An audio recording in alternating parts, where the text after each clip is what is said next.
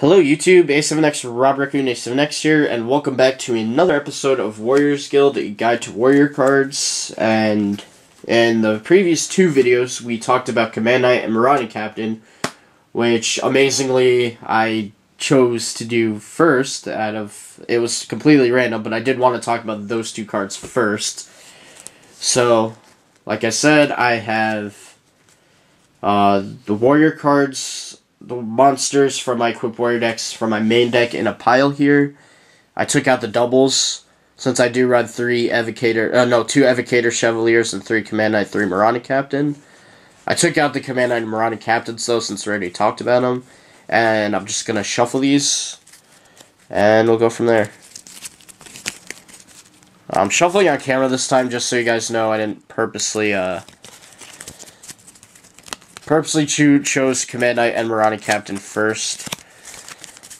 Just happened to be that I pulled those two first, and it'd be funny if we pulled Obnoxious Celtic Guard too, because like I said, they do work with Command Knight and Marauding Captain's effect. So, it's enough shuffling, let's just spread these out. And we'll go with you. Alright, X-Saber Pashul. Do I want to talk about this card? No. So that's probably one of the only archetype warriors I have in here.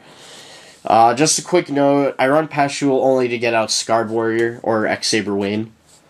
Let's do you. Swift Gaia, okay, that's a good one. So let's talk about Swift Gaia. Old card, obviously, just like most of the equipped warriors in this deck. Alright, so Swift Gaia is a dark. It's a warrior effect. I believe it's 8? No, it's 7, darn it. 1, 2, 3, 4, 5, 6. Yeah, darn it.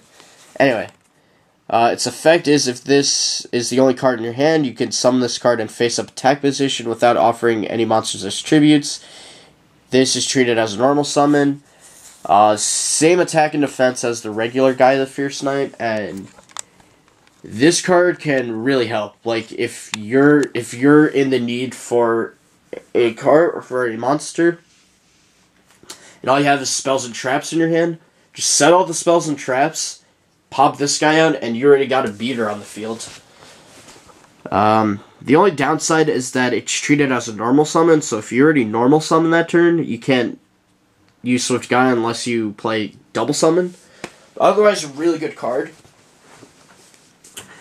And, yeah, it just helps to destroy monsters that are giving you trouble.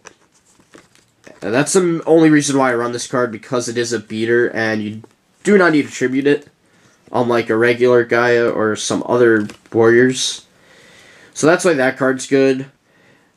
You don't have to run this in every warrior deck, but I like it because you can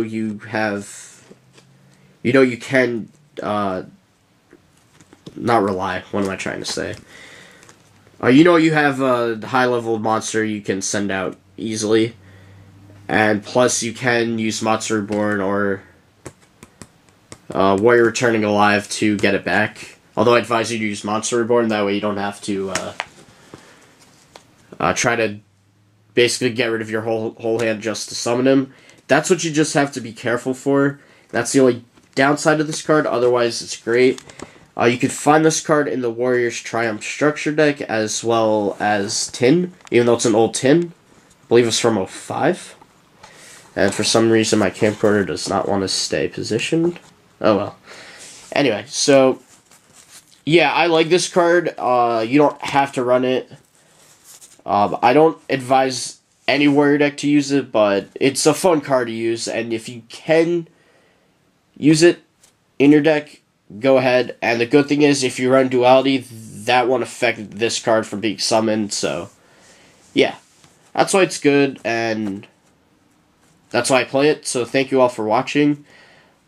Please comment below on your opinions on this card, rate, comment, subscribe, check out the other 2 videos I did in this series, and stay tuned for episode 4.